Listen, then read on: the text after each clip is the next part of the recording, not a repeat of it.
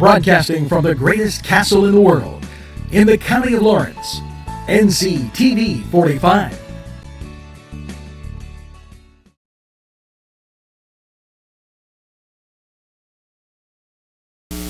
Hello and welcome to another Community Affairs presentation of NCTV45, our Meet the Candidate series. Today takes us to Kerin. Nick, welcome to NCTV45. Angelo, super happy to be here. Thanks so much for having me. You know, Nick, you're a local resident.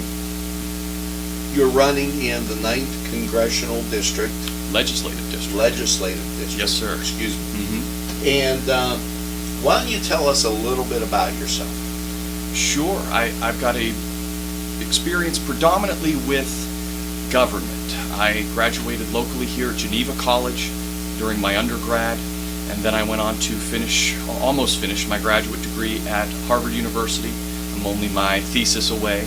And in that time I've worked both for the federal House of Representatives and the State House, pushing common sense legislation. And really, I've seen exactly what it is we're up against in Harrisburg and didn't want to sit on the sideline any longer. Thanks. You know, the first thing that comes to mind when we speak here and talk about this, we made the news in maybe not a positive way. Talk about career politicians, perks, per diem, and term limits. Well, you know, all of those things are super important to me. I think you need a representative government, and I think that only happens with people who come from the community, serve, and then keep moving along. This has been something we've seen, you know, throughout our area, and really I always got into this understanding that this was a calling and not a career. You know, you should be able to help your community out, your county out, your country out, and then make sure you're doing it for the right reasons. Now, one of the things we get in Pennsylvania is high taxes, high spending. Yep. Talk to the Taxpayer Protection Act. I know. And it's just when you see the amount of tax we pay, and I'll give you a personal observation. Every morning I do Newswatch. Mm-hmm. Every beginning of the month, we're told that they collected more than anticipated. Yeah, there's a surplus. And all of a sudden, we're in the hole. Exactly. And they got to raise taxes. Exactly, and that's why things like the Taxpayer Protection Act are so important. The first thing that's important is making sure that these seats that can flip to red certainly do. You get a better, more responsive leadership when you do that pushes better, more conservative legislation. But secondly, the Taxpayer Protection Act could change the Commonwealth overnight because it was exactly that surplus issue you mentioned.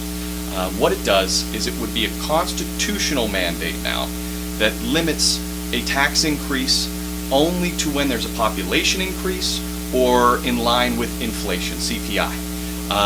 Outside of those two reasons, they cannot constitutionally raise taxes. That would be massive here for what people pay in state taxes, especially when you think about our seniors who are saddled with so much school tax debt here. But you got to remember, in Pennsylvania, you can actually drive a car with the most taxed tank of gas on the most expensive taxed toll road in the country, on 76. So we have to get away from this. It's long past due. You know, we're coming off the heels of what in my estimation was the greatest lockdown ever given. And living where we do, and I have friends that live in Hanover, it's a short drive over the state line. Yeah. So we had Pennsylvanians spending their money in Ohio or Maryland or anywhere else close just to get out of the tyrancy from the COVID lockdown and government overreach. Right. If you could speak to that. Well, I think if you were one of those who had the ability to travel into Ohio or New Jersey or wherever it might be to do those things, you might have been one of the lucky ones, because the unlucky ones were the ones who had their businesses closed down, who did not have disposable income, who were waiting countless months for their unemployment to come through after being told that they were non-essential. And it was one of the reasons I decided to run through the lockdown, and then as we move out of it and see some of the residual effects, the things that can be held over you, your life and your livelihood, just something I always took for granted would never happen in the United States. So that's why I'm excited to continue running and continue fighting things exactly like what we saw during COVID. Now, one of the most important things in my world is pro-life and then pro-gun. Those were one of the things that this country was founded on. Sure. The Second Amendment, the right to bear arms, is right out there. And pro-life, I don't know when's the right time to kill somebody. Right, and it's almost a disgusting conversation to even have, because these are constitutional issues to me. Certainly they're health care issues and everything else that encompasses that, judicial issues in terms of the Second Amendment. But these are constitutional issues. These are things that are in our founding documents, Angelo. The first thing that it guarantees you is the right to life, liberty, and the pursuit of happiness. The Second Amendment is there because it protects the first. I think we've lived in a bubble so long that maybe our eyes are now being opened to as we see what's going on in Eastern Europe and see how really guns are there to protect you against tyrants, which always come. They could be in the form of your own government or an invading government or someone who's just trying to do you harm, an individual. It's important to note that as the year before my son graduated, Maria was a foreign exchange student from the Ukraine, and we got word that she had passed due to that type of tyranny in the Soviet Union. And I don't think it's Russia. He was a Soviet KGB man. That's a conversation for another time. Sure. Now, talking about a law and then just not following the law. What comes to mind there is election law. Yes. The state constitution says that the legislature has to pass the law to change the way things are handled with elections. That's exactly right. And also, nobody was kind of following anything.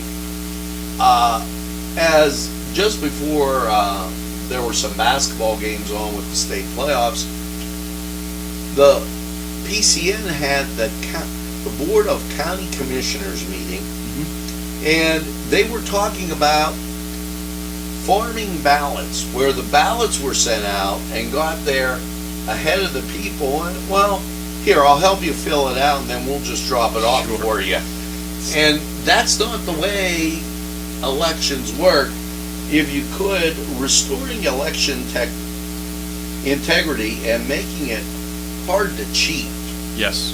It's funny because we're getting into peak election season now. You guys are going to get mailers and calls and see yard signs pop up, and that's all well and good, but even the talking points that you're having me here today, my platform, it almost pales in comparison to the fact that none of this means anything if you can't vote in an election where you know your ballot counts and your vote matters. I think something that makes us uniquely American in this democracy is knowing for sure that you're voting in a safe, fair, and free election. And there's plenty of people on the other side who have said that this is destroying democracy, this is dangerous for democracy, but off the top of my head, I can't think of anything more dangerous to our democracy than having people not trust in their own government.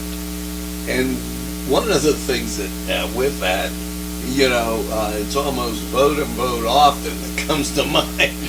It sure seems that way.